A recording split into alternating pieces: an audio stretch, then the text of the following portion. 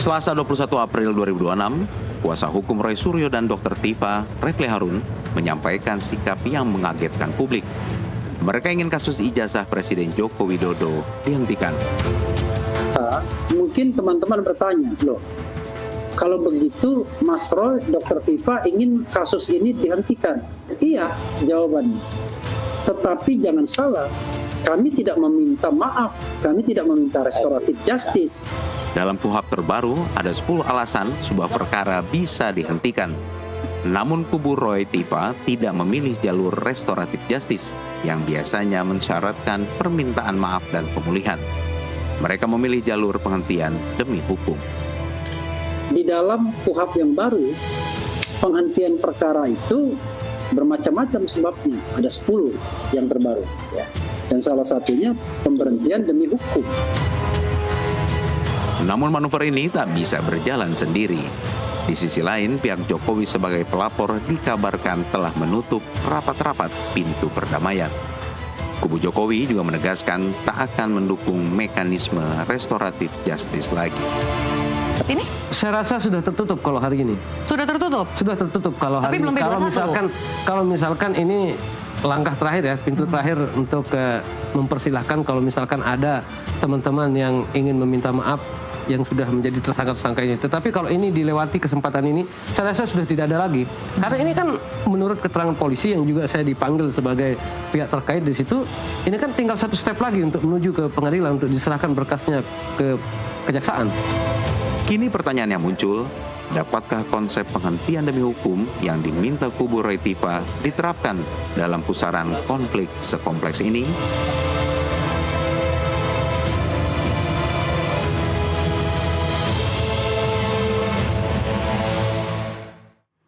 Pemirsa, di tengah proses hukum yang masih bergulir, kuasa hukum Roy Suryo dan Dr. Tifa, Refli Harun tiba-tiba menyampaikan sikap ingin menghentikan kasus hukum ijazah Jokowi tanpa permintaan maaf dan restoratif justice. Ini posisi yang unik, biasanya penghentian perkara itu identik dengan damai atau pencabutan laporan. Tapi kali ini argumentasinya ada di KUHP yang baru dan soal pelanggaran prosedural. Pernyataan itu memantik pro dan kontra, dan di studio kami hadirkan seluruh pemangku kepentingan dalam pusaran kasus ini. Dari kuasa hukum para pelapor hingga kuasa hukum dari pihak yang dilaporkan.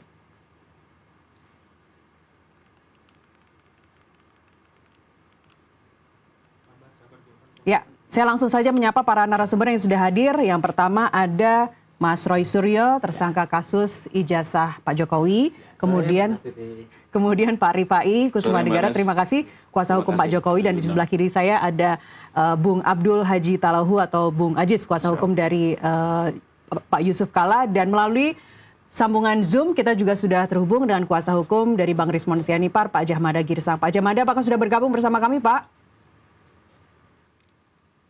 Selamat sore. Selamat sore jelang malam. Iya, terima kasih sudah hadir. Saya ingin mulai dulu ke Mas Roy, ini terkait dengan kuasa hukum Anda, Bang Refli Harun begitu, yang menyatakan bahwa SP3, EGI, dan Bang Damai itu berarti satu LP yang sama. Betul. Karena berangkat dari satu juga LP yang sama. LP yang sama dan 12 orang lainnya ya. Iya. Karena LP yang sama, termasuk kepada Anda dan Dr. Tifa, itu artinya sudah tidak berlaku. Tapi secara prosedural, secara faktual saat ini, kepolisian belum mengakui LP Anda, Dr. Tifa, dicabut sehingga penyidikannya tetap berjalan. Jadi ini artinya lebih baik nggak lanjut ke persidangan atau gimana? Gini, supaya tidak salah juga ya, yang supaya tidak miss di masyarakat. Jadi semua itu kan dikenal dengan kalau ada laporan tuh satu SPK. Ya. Kami ini SPK-nya sama, surat perintah untuk penyidikannya itu sama, ya, surat perintah kepolisian itu sama. Artinya 12 orang itu, tadinya kan 12, ya akhirnya menjadi yang dilaporkan, akhirnya menjadi 8 yang tersangka, 4 yang kemudian masih tetap terlapor. Nah, itu kalau ada pencabutan namanya SP3. SP3 kan kependekan dari surat perintah penghentian penyidikan. Ya. Jadi yang dicabut itu penyidikannya, bukan surat perintah penghentian perorangan. Nah, ini kok bisa-bisanya kayak dicabutin orang-orangnya, kayak kalau komentarnya Pak Ugroseno, Pak Komjen mantan Pak Kapolri, kok kayak nyabutin uban aja ini. Nggak bisa satu cabut, lainnya harus cabut. Karena satu LP dan satu nomor. Iya, satu LP dan satu nomor. Laporan, okay. Jadi ketika kemudian ada RJ, mau itu pakai KUHP baru, KUHP lama. Okay. Dan bahkan kalau di KUHP yang baru, ya yang sekarang sedang beralih transisinya, itu ada yang namanya memang ada RJ. Tapi restoratif justice itu ada banyak syarat-syaratnya, antara yang pasalnya di atas 5 tahun juga bisa. Artinya permintaan maaf bukan satu-satunya untuk Betul, RJ. jadi tidak benar kalau ada orang bilang permintaan maaf itu harus RJ, itu enggak. Kemudian ada orang mengatakan kalau mau diganti harus dengan pra peradilan, itu lama lagi pikiran. Enggak, makanya kami itu kemudian menempuh beberapa cara. Ada waktu itu Mas, kita ke MK waktu itu untuk mempertajam pengertian soal yang ada di pasal-pasal di beberapa undang-undang. Dan di situ penghentian perkara itu bisa juga karena apa? Karena sudah lewat waktunya. Aturan di dalam P19, P20 itu ada waktunya. Ada misalnya 14 hari, tambah 7 hari, bolak-balik. Ini terakhir yang ada di kepolisian dan katanya sudah diserahkan ke kejaksaan. Itu sudah melewati 14 hari, bahkan sudah 2 bulan. Dan yang paling menarik ini itu artinya apa? Itu artinya perkara ini sudah harusnya stop. Udah kadaluarsa. Dan yang paling menarik, kemarin kan minggu yang lalu, hari Kamis ya, persis minggu yang lalu dari hari ini. Dikatakan di kepolisian, Pak Dirkrim waktu itu mengatakan sudah kita limpahkan lagi. Hari Senin kita bersurat ke Kajati ya, dan kemudian Selasanya kami diterima di Kejaksaan Tinggi DKI. Jelas dari 7 jaksa peneliti yang ada, mereka semua mengatakan berkasnya belum nyampe lagi di kejaksaan. Ya artinya ini kan berkasnya berarti belum lagi diproses, udah lama. Nah, makanya di situ ada aturan. Ketika dikatakan kalau sudah lewat waktu, ada yang namanya proses dihentikan demi hukum. Tapi yang paling penting adalah bahwa kalau kami menghentikan, kami minta menghentikan, itu bukan menghentikan ijazah palsunya loh. Yang dihentikan itu adalah proses pemidanaan terhadap kami, yaitu tentang persangkaan, fitnah, dan pencemaran baik. Karena itu tidak akan meneliti ijazah. Ijazahnya nanti kita kejar lagi itu ijazah 99,99 palsu itu. Bukan 10.000 triliun asli. Enggak, saya nggak pernah mengeluarkan statement yang tidak ilmiah kayak si Respon itu. Karena kanan kiri kita Mas Roy ada pakar hukum, ada Pak Rifai, kemudian juga Bang Aji. Saya ingin mulai dulu ke Bang Ajis deh. Sekarang diksi terkait kita KUHP lama dan KUHP baru ini Pak Rifai.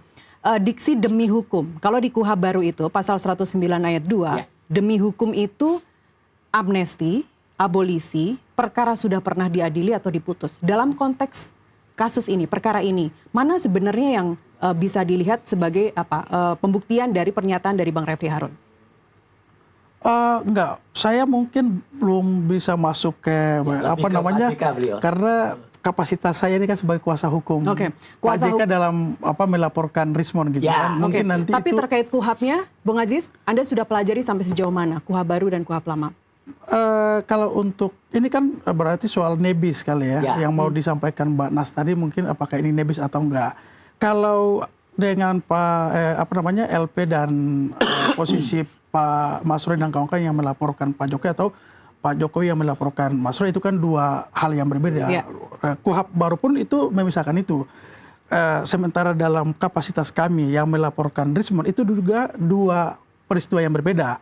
Kami melaporkan Rismon dan pemilik YouTube dan juga penguasa atau pemilik Facebook yang 1922 Madiun itu bukan pada konteks mempersoalkan ijazah Pak Jokowi, tapi konteks adalah ada pernyataan yang menyebarluaskan, yang pernyataan bohong, fitnah yang mengarah kepada Pak JK.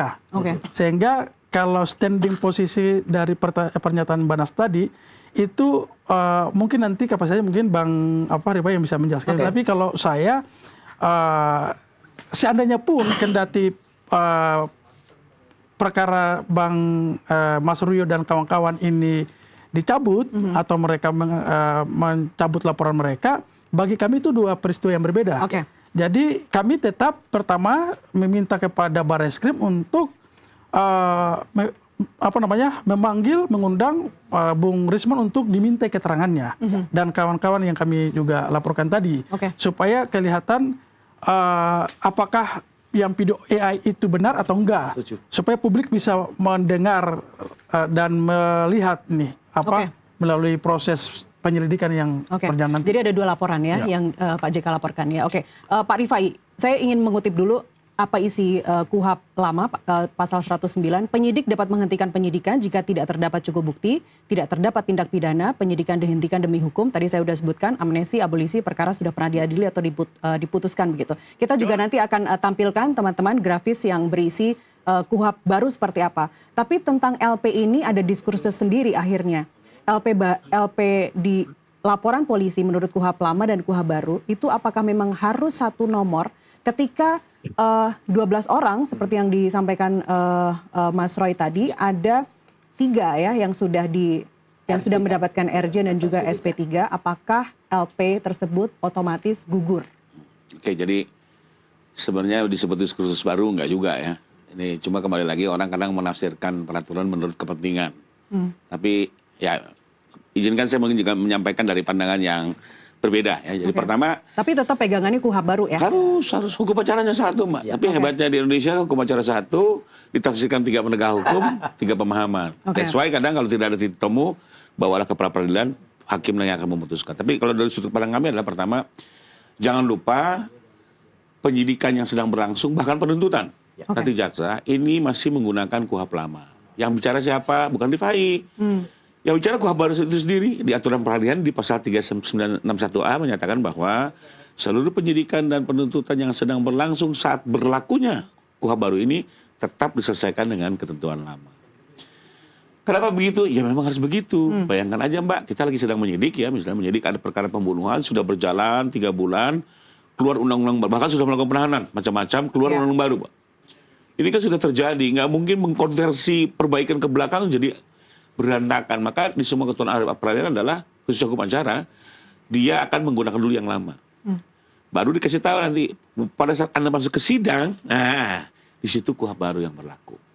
Ya memang di masa transisi akhirnya banyak penafsiran. Saya paham juga kalau sekarang muncul pendapat seperti ini gitu ya. Tapi Anda setuju atau tidak pernyataan Bang Refli? Tidak, dan Anda tidak mendukung? Saya jelaskan, bukan mendukung, ini bicara yuris.